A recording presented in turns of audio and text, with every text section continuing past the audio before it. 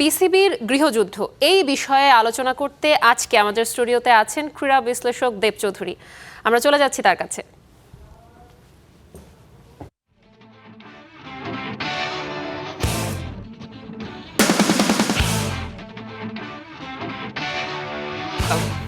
কেমন আছেন? ভালো আছি, আপনি কেমন আছেন? আলহামদুলিল্লাহ ভালো আছি। দাদা, নতুন সরকার, নতুন ক্রীড়া প্রতিমন্ত্রী, এই পরিস্থিতিতে কমন যে প্রশ্নটা সেটা হলো যে আপনার কি প্রত্যাশা তার কাছ থেকে? সবাইকে মাহে রমজানের শুভেচ্ছা। ফার্স্টলি, যখন কোনো নতুন কিছু হয়, নতুন প্রত্যাশা তৈরি হয়, কিন্তু ক্রিকেট তো আমরা সবাই জানি যে আসলে এখানে প্রত্যাশার জায়গাগুলো খুবই লিমিটেড। আপনি চাইলেও হুট করেই অনেক কিছু করতে পারেন। আমি স্পেসিফিক্যালি ক্রিকেটের কথাই বলছি, কেননা যেহেতু এটা বাংলাদেশের টপ মোস্ট স্পোর্ট। একটা স্ট্রাকচারাল ক্রিকেট বোর্ড তৈরি করা, যে ক্রিকেট বোর্ডটা বাংলাদেশের সাধারণ মানুষ যেভাবে ক্রিকেটটা দেখতে চায়, গ্লোবাল স্ট্যান্ডার্ডে কম্পিট করার মতো একটা ক্রিকেটিং স্ট্রাকচার, ক্রিকেট প্লেয়ার্স, অন্যান্য লজিস্টিক্স যে ব্যাপারগুলো আছে সেগুলো সাজানো, এবং একই সঙ্গে বাংলাদেশের অন্যান্য যে স্পোর্টসগুলো আছে, ফুটবল, হকি একটা সময় প্রচণ্ড জনপ্রিয় ছিল, বাংলাদেশ গ্লোবাল স্টেজে, অন্তত এশিয়ান স্টেজে খুব ভালো পারফর্ম করতো, সেই হকির কোনো নামগন্ধই অলমোস্ট নেই। এগুলোকে রিভাইভ করা, এবং একই সঙ্গে বাংলাদেশের যে 50+ ফেডারেশনস আছে, আমি জানি না নতুন ক্রীড়া প্রতিমন্ত্রী তার মানে আমিনুল হক তার পরিকল্পনা কি। সো অনেক ফেডারেশন আছে যেগুলো আসলে নামকাওয়াস্তে ফেডারেশন, তাদের কাজ খুব সাময়িক, খুব অল্প একটু জায়গার মধ্যে সীমাবদ্ধ। সেগুলো কি এক্সপ্যান্ড করার চিন্তা করবেন, নাকি যেভাবে চলছে সেভাবেই চালাবেন? ফুটবলটা বিদেশি প্লেয়াররা আসার পরে, হামজা, সুমিত সোমরা আসার পরে একটা দারুণ হাইপ পেয়েছে, দর্শক পছন্দ করছে, মানুষজন প্রচণ্ড রকম উৎফুল্ল হয়ে স্টেডিয়ামে যাচ্ছে। That's a very good sign. এই ব্যাপারগুলো কাজে লাগিয়ে ফুটবলকে সাফের পরে এশিয়ান লেভেলে নেক্সট স্টেপে নিয়ে যাওয়ার জন্য, সাফে একটা সময় আমরাই ছিলাম টপ মোস্ট দল, এখন আমরা সেখানে নেই। এই বিষয়গুলো কাজ করতে হবে। কিন্তু হয় কি, আমরা যে কোনো কিছুতে খুব দ্রুত ফল প্রত্যাশা করি, যে কোনো কিছুতে। এগুলো সবই দীর্ঘমেয়াদী পরিকল্পনার ব্যাপার। দীর্ঘমেয়াদী বলতে আমি বোঝাতে যাচ্ছি, তার মানে এই না যে 8-10 বছর, আপনার 2 বছর, 3 বছর, 5 বছর, এরকম করে ফেজ বাই ফেজ পার্টিকুলার কয়েকটা ফেডারেশন নিয়ে যদি কাজ করা হয়, আমার মনে হয় যে যারা কাজ করবেন তাদের যদি ওই কনভিকশন থাকে, বাংলাদেশের ওই সামর্থ্য আছে, অ্যাটলিস্ট ফুটবলে আমাদের সাফ এবং এশিয়ান স্ট্যান্ডার্ডে, হকিতে অফকোর্স এশিয়ান স্ট্যান্ডার্ডে, এবং ক্রিকেটে গ্লোবাল স্ট্যান্ডার্ডে একটা সম্মানজনক জায়গায় যাওয়ার। আমিনুল হক নতুন ক্রীড়া প্রতিমন্ত্রী হয়েছেন, কিন্তু তিনি ক্রীড়া প্রতিমন্ত্রী হবার আগে বিসিবির যে এক্সিস্টিং বোর্ড, এই বোর্ড নিয়ে অনেক ধরনের ডাউট দিয়েছেন। তো এই বোর্ডটা কি আসলে থাকবে, কি মনে হয় আপনার? Zarin, it's a $1 million question. Board, বাংলাদেশের যে রাজনৈতিক সংস্কৃতি কিংবা মানে আপনার ক্রীড়া সংস্কৃতি, দুটোর কোনোটাই ওই গ্লিমসটা আমাদের দেয় না যে এই বোর্ডটা টিকে যাবে। যদি টিকে যায়, দ্যাট ইজ আলহামদুলিল্লাহ, যে না, আমাদের একটা জিনিস পরিবর্তন হলো। কিন্তু একই সঙ্গে, যেহেতু আপনি আমিনুল হককে কোট করেই বললেন, বিসিবির যে ইলেকশনটা, যে ইলেকশনের মাধ্যমে এই বোর্ডটা এখন ক্রিকেট চালাচ্ছে, এই ইলেকশনটা নিয়ে কিন্তু প্রচণ্ড রকম প্রশ্ন আছে। এবং ইলেকশনে আপনার কাউন্সিলরশিপ বা ভোটিং রাইটস, সেটার যে ম্যানিপুলেশন, এটা সরাসরি অভিযোগ রয়েছে। এবং একজন ক্রীড়া প্রতিমন্ত্রী এখন দায়িত্ব নিয়েছেন, তিনি যখন প্রিভিয়াসলি এই ব্যাপারগুলো পাবলিকলি বলেছেন, তো তিনি খুব স্বাভাবিকভাবে যখন দায়িত্ব পেয়েছেন, তখন এই ব্যাপারগুলো খুব সহজভাবে তিনি ডিল করবেন, এটা মনে করার কোনো কারণ নেই। আমরা এটা মনে করতে পারি না। এবং একই সঙ্গে আপনি যদি ক্রিকেট বোর্ডটা রাখতে নাই চান, প্রসিডিউরটা কী হবে? এমন কোনো প্রসিডিউরে যাওয়া যাবে না যেটা গ্লোবালি বাংলাদেশ ক্রিকেটকে প্রশ্নবিদ্ধ করে। সো আইনের মধ্যে থেকে, বিসিবির গঠনতন্ত্র মেনে, এবং একই সঙ্গে আইসিসির রুলস অ্যান্ড রেগুলেশনস, সেগুলোর প্রতি সম্পূর্ণ রেসপেক্ট রেখে প্রফেশনালি পুরো ব্যাপারটা ডিল করতে হবে। আইসিসি রুলস আসলে কি বলে? এই মুহূর্তে কি বোর্ড ভাঙার কোনো সুযোগ আছে? জানি না, একটা ব্যাপার খুব ঠান্ডা মাথায় আপনি ভেবে নেন, সেটা হচ্ছে যে আইসিসি সাচে অর্গানাইজেশন, এদেরকে আপনি অনেক কিছু দিয়ে কনভিন্স করতে পারবেন। আগের বোর্ডটা যদি আমিনুল হক কিংবা অন্যান্য ক্রীড়া সংগঠক যারা ছিলেন প্রিভিয়াস বোর্ডে, যারা ইলেকশন করতে চেয়েছিলেন, লাস্ট মুহূর্তে ইলেকশন থেকে ব্যাক আউট করলেন, তারাও কিন্তু একই অভিযোগ করেছেন। আইসিসি কিন্তু ইলেকশন মেনে নিয়েছে। সো গভর্নমেন্ট যদি আইসিসিকে কনভিন্স করতে পারে, আইসিসি এটাও মেনে নেবে, এটা আপনি নিশ্চিত থাকতে পারেন। এখন কথা হচ্ছে যে লাস্ট ইয়ার যখন আপনার আওয়ামী লীগ সরকারের পতন হয়, ঠিক তার পরের দিন একটা ঘটনা ঘটেছিল যে কিছু ক্রীড়া সংগঠক তারা ক্রিকেট বোর্ডে গেলেন, ক্রিকেট বোর্ডে গিয়ে আপনার বোর্ডরুমে বসলেন, চেয়ারে বসলেন, মনে হচ্ছিল তারা ওই দিনই সব তাদের কবজায় নিয়ে নিলেন, কিন্তু সিনারি ওয়াজ ডিফারেন্ট। এইবার একটা ভালো ব্যাপার হয়েছে যে ইলেকশনের পরেও ক্রিকেট বোর্ডে আমরা জোর করে ঢুকে যাওয়া, ওই যে গ্রামাঞ্চলে চর দখলের একটা ব্যাপার থাকে, ওই চর দখলের মতো করে এখনো পর্যন্ত কেউ ক্রিকেট বোর্ডে যায় নাই। এটা অবশ্যই ভালো একটা সাইন যে নিয়মতান্ত্রিকভাবে আপনারা যদি এই বোর্ডটাকে সরাতেই চান, নিয়মতান্ত্রিকভাবে আপনারা যেতে হবে। সবচেয়ে বড় কথা কি, এই বোর্ডে যারা আছেন তাদের অনেকেই আমার জানা মতে বর্তমান ক্রীড়া প্রতিমন্ত্রী আমিনুল হকের সঙ্গে যোগাযোগ করারও চেষ্টা করেছেন, অনেকে সোশ্যাল সাইটে তাকে শুভেচ্ছাও জানিয়েছেন। সো এগুলো হচ্ছে সম্পর্কটার সঠিক রাস্তায় চালানোর, কিংবা সম্পর্কের মধ্যে আমরা স্বাভাবিকভাবে যেটা বলি যে একটা বরফ শীতল সম্পর্ক, বরফ গলানো, এরকম কিছু ব্যাপার থাকলেও থাকতে পারে, কিন্তু ইন রিয়ালিটি এই বোর্ডটা অ্যাকচুয়ালি এখন খুব ভলনারেবল পজিশনে আছে। এবং বোর্ডের যিনি প্রিমিয়ার আমিনুল ইসলাম বুলবুল, তিনি এখন অস্ট্রেলিয়াতে আছেন। তিনি আসার পরে আমি বিশ্বাস করি তিনি দেশে ফিরবেন, এবং আসার পরে এই ব্যাপারগুলো নিয়ে সরকার আসলে ঠিক কী চাচ্ছে কিংবা তার কাছে প্রত্যাশাটা কি, তিনিই বা ক্রিকেট বোর্ড প্রেসিডেন্ট হিসাবে কী ধরনের সাপোর্ট এক্সপেক্ট করেন। কারণ ক্রিকেট বোর্ড তো এক্সিস্টিং, এটা তো আপনি ডিনাই করতে পারবেন না। সো এক্সিস্টিং বোর্ডের প্রেসিডেন্ট সরকারের কাছে কী চাচ্ছেন, তার প্রত্যাশা কী, সরকার তাকে কিভাবে দেখতে চায়, এই বিষয়গুলো খোলামেলা আলোচনা হওয়া উচিত। মানে এমন কিছু করা উচিত হবে না যেটা সাধারণ ক্রিকেট ভক্তদের মধ্যে নেতিবাচক প্রশ্ন তুলে দেয়। এবং নেতিবাচক প্রশ্নটা যদি সামনে আসে, তখন কিন্তু আলটিমেটলি যেটা হবে যে ক্রিকেট বোর্ডের পরবর্তী যে কমিটিটা হবে যদি হয়, বা পরবর্তী বোর্ড যেটা হবে যদি হয়, সেটা নিয়েও প্রশ্ন থেকে যাবে। এই প্রশ্ন যেন কম থাকে, প্রশ্ন থাকবে কিন্তু প্রশ্ন যেন কম থাকে, প্রশ্ন করার সুযোগ বা নেতিবাচক প্রশ্ন করার সুযোগ যেন কম হয়, সেটা ইনশিওর করতে হবে। এই মুহূর্তে আমিনুল ইসলাম বুলবুলের দেশ থেকে অস্ট্রেলিয়াতে চলে যাওয়া এবং পরিচালকদের মধ্যে আন্তদ্বন্দ্ব, এই বিষয়গুলো কি বোর্ড ভেঙে যাওয়ার ক্ষেত্রে কোনো এক্স ফ্যাক্টর হিসেবে কাজ করবে কিনা? করতেই পারে। কেননা আপনাদের রিপোর্টেই দেখছিলাম, কেননা এই যে ইফতেখার মিঠু, আমরা মিঠু ভাই বলি, তো মিঠু ভাই যে আম্পায়ারদের বেতন বাড়িয়েছেন, আমরা সৈকত ভাইয়ের কথা বলি, শরফুদ্দৌলা ইবনে শহীদ সৈকত, আইসিসি এলিট প্যানেল আম্পায়ার, এবং পুরো বিশ্বেই তিনি এখন বেশ দাপুটের সঙ্গে আম্পায়ারিং করছেন। তো তার আম্পায়ারিংয়ের যে সম্মানী $2,500 করা, এটা ইন্টারন্যাশনাল স্ট্যান্ডার্ড মেনে করা।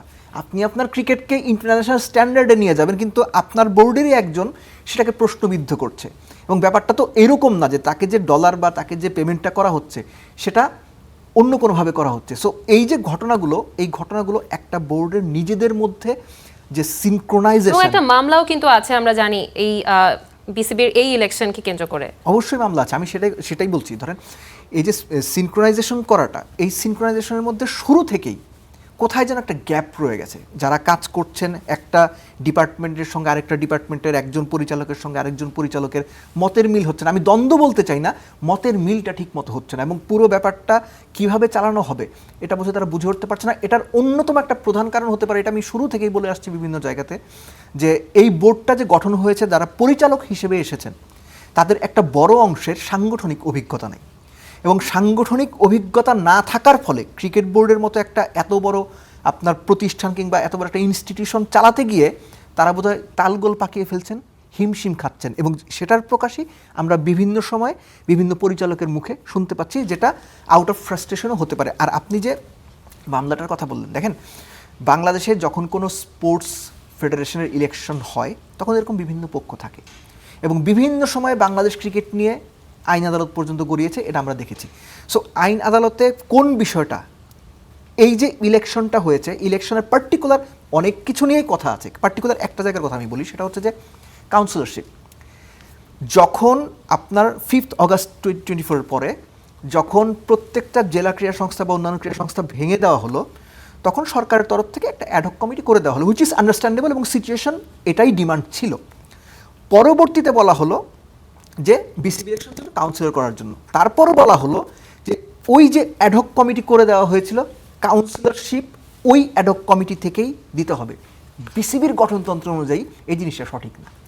সো আপনি যখন কাউন্সিলরশিপ, অর্থাৎ সহজ কথায় বললে দর্শকদের জন্য সহজ হবে যে ভাই আমি ভোট দিব, এই রাইটস আমার আছে, আমি এই করতে পারলে ভোট দিব। কিন্তু যখন এই কাউন্সিলরশিপটা দেওয়া হলো, পরবর্তীতে ক্রিকেট বোর্ড থেকে আমিনুল ইসলাম বুলবুল স্বাক্ষরিত চিঠি বিভিন্ন জায়গায় পাঠানো হলো, বিভিন্ন ফেডারেশনে পাঠানো হলো যে না, ওই অ্যাডহক কমিটিতে যারা ছিলেন তাদের মধ্য থেকেই কাউন্সিলর দিতে হবে।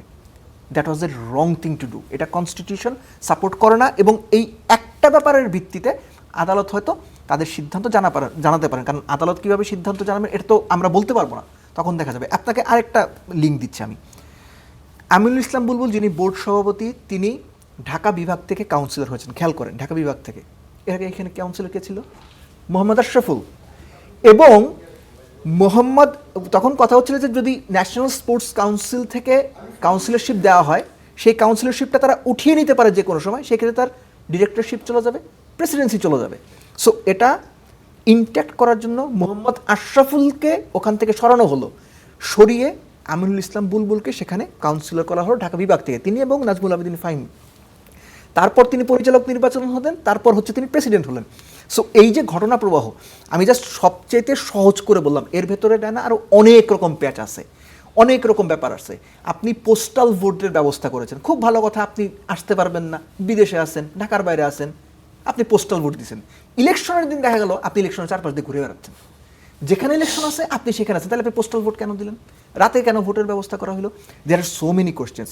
আমি এই বিষয়গুলো এই জন্য বললাম যে যখন আপনি কোনো কিছু আলোচনা করবেন, ভাই যেটা হইছে, ভুল হইলে বলেন আপনি ভুল হয়েছে বা জিনিসটা সঠিক হয় না। কিন্তু এই যে লুকোচুরি করা বা এটা হয় নাই, আমরা নিজের চোখে দেখেছি। আমরা না, শুধু গণমাধ্যম এখানে ছিল, গণমাধ্যম এটা নিয়ে লেখালেখি করেছে যে পোস্টাল ভোট দেওয়া লোকজন কেন ইলেকশনের দিন ঘোরাঘুরি করবে। So there are so many things. আর এগুলোর কারণেই হচ্ছে যে আদালতের দ্বারস্থ হয়েছেন সেই সাংগঠনিক মানে দক্ষতা সম্পন্ন লোকেরা, যারা জানেন যে এই বোর্ডটাকে আদালতের মাধ্যমেই ভ্যানিশ করার সম্ভাব্য সুযোগ রয়েছে। সো এটা পরবর্তীতে হয়তো ওইখান থেকেই সিদ্ধান্ত আসতে পারে, আমার অনুমান এটা। দাদা অনেক ভারী ভারী কথা। তো দর্শকদের হ্যাঁ, দর্শকদের জন্য আরেকটা, এই ভারী কথা থেকে বের হওয়ার জন্য ধরলাম আমরা যে বোর্ডটা ভেঙে গেল, পরবর্তী প্রেসিডেন্ট কে হতে পারে? দেখেন, এইটা খুব ক্রিটিক্যাল কোশ্চেন, খুবই ক্রিটিক্যাল কোশ্চেন। আমি ধরেন যে র্যান্ডমলি নাম বলে দিতে পারি যে হ্যাঁ, তামিম ইকবালের লাস্ট টাইম আমার আলোচনা শুনেছি, আমরা আলী আসগর লবির নাম শুনছি, অনেকের মুখে আবার সৈয়দ আশরাফুল হক, বর্ষিয়ান মানে সংগঠক, দক্ষতা সম্পন্ন মানুষ। কিন্তু একটা ব্যাপার ভুলে যাওয়ার কোনো সুযোগ নাই যে বাংলাদেশ না, শুধু পুরো পৃথিবী জুড়ে এখন স্পোর্টস কোনোভাবেই রাজনীতির বাইরে না, কখনোই না।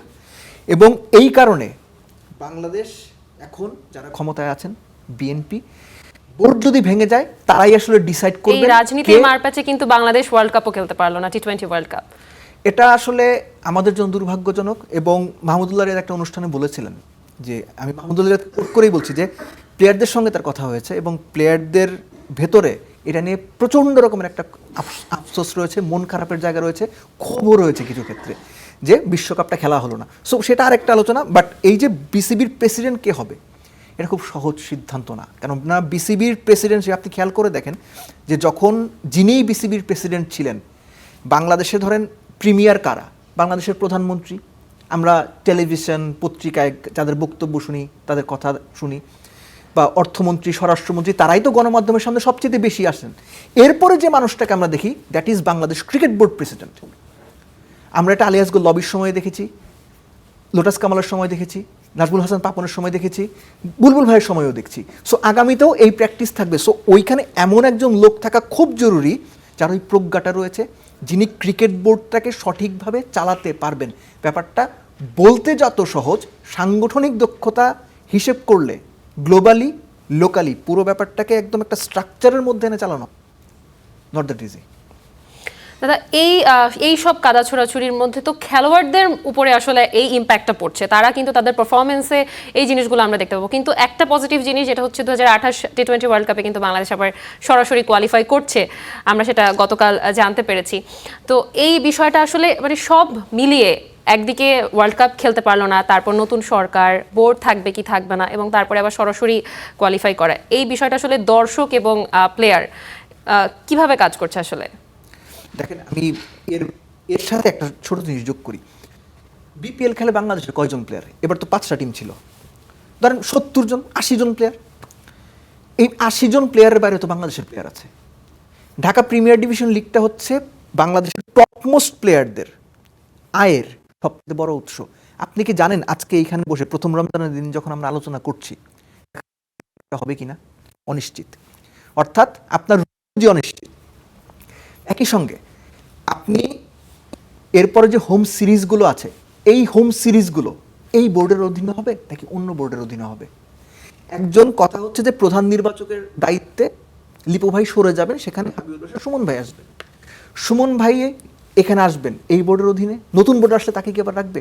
সো এই যে বিষয়গুলো, আমরা তো শুধু প্লেয়ার কেন্দ্রিক চিন্তা করছি, কিন্তু ব্যাপারটা তো শুধু প্লেয়ার কেন্দ্রিক না, আর অনেক স্টেক হোল্ডার্স এখানে সম্পৃক্ত, এবং স্টেক হোল্ডার্সটা সম্পৃক্ত থেকে যখন ভালো কাজটা করতে যাবেন তখন তাকে মেন্টালি ফ্রেশ থাকতে হবে। যখন আপনি অনিশ্চয়তার মধ্যে থাকবেন, যখন আপনি সবসময় একটা ভয় থাকবে যে এরপর কি বোর্ড চেঞ্জ হবে, বোর্ড চেঞ্জ হলে কি আমি থাকবো, বোর্ড চেঞ্জ হলে কি আমার ক্যাপ্টেন্সি থাকবে, কিংবা আমাকে কি রাখা হবে, এই চিন্তা নিয়ে আপনি কখনো মাঠে পারফর্ম করতে পারবেন না। আপনি আম্পায়ার হন, প্লেয়ার হন, সংগঠক হন। সো ক্রিকেট বোর্ডের মধ্যে এখন যে ব্যাপারটা চলছে সেটা হচ্ছে অনেকটাই ধরেন যে অনিশ্চয়তা, একটা ভবিষ্যৎ শঙ্কা, কি হতে পারে, সম্ভাব্য কি হতে যাচ্ছে, এই বিষয়গুলো থেকে যে পর্যন্ত ক্রিকেট বোর্ড একটা স্টেবল জায়গায় যেতে না পারবে সেই পর্যন্ত প্লেয়ারদের মধ্যে এই মানসিক দৈন্য কাজ করবে, ভয় কাজ করবে, শঙ্কা কাজ করবে, সংকোচ কাজ করবে। একই সঙ্গে ক্রিকেট বোর্ডে যারা সম্পৃক্ত আছেন, officials, umpires, match referee's, selectors, সবার মধ্যে এটা কাজ করবে। আর দর্শকদের বিষয়টা হচ্ছে কি, আমি সবসময় একটা কথা বলি, বাংলাদেশের দর্শকরা হচ্ছে সবচেয়ে অভাগা দর্শক, সবচাইতে। কেননা ক্রিকেট আমাদের 1 নম্বর স্পোর্ট, যেটা আমি সবসময় বলি বা সবাই বলেন। এই ক্রিকেট বাংলাদেশ দর্শকদের প্রত্যাশা অনুযায়ী তাদের support, unconditional support, I must mention, যে একদম কোনো কিছুর আশা না করে, কোনো প্রত্যাশা না করে বাংলাদেশের দর্শকরা বছরের পর বছর বাংলাদেশ দলকে মানে হৃদয় উজাড় করে ভালোবাসা দিয়ে গেছে। প্রাপ্তির খাতাটায় প্রায় শূন্য। এবং তারপর যখন তারা দেখে আজকে ওয়ার্ল্ড কাপ হবে না, কালকে আমি যাব না, এই প্লেয়ারের সাথে ওই প্লেয়ারের দ্বন্দ্ব, বোর্ড ঠিক থাকবে কিনা, তখন দর্শকদের মধ্যে না একটা নেগেটিভ মাইন্ড সেটআপ তৈরি হয়। এবং বাংলাদেশ ক্রিকেট দাদা শেষ ছোট্ট একটা এটা প্রশ্ন। অলরেডি দর্শকদের মধ্যে তৈরি হয়েছে, হোপফুলি এটা আগামীতে থাকবে না। শেষ ছোট্ট একটা প্রশ্ন, কিন্তু আমি জানি না আসলে উত্তরটা ছোট করে দেওয়া সম্ভব হবে কিনা। Tamim Iqbal as a board president, আপনি বিষয়টাকে কিভাবে দেখবেন? I would like to welcome him.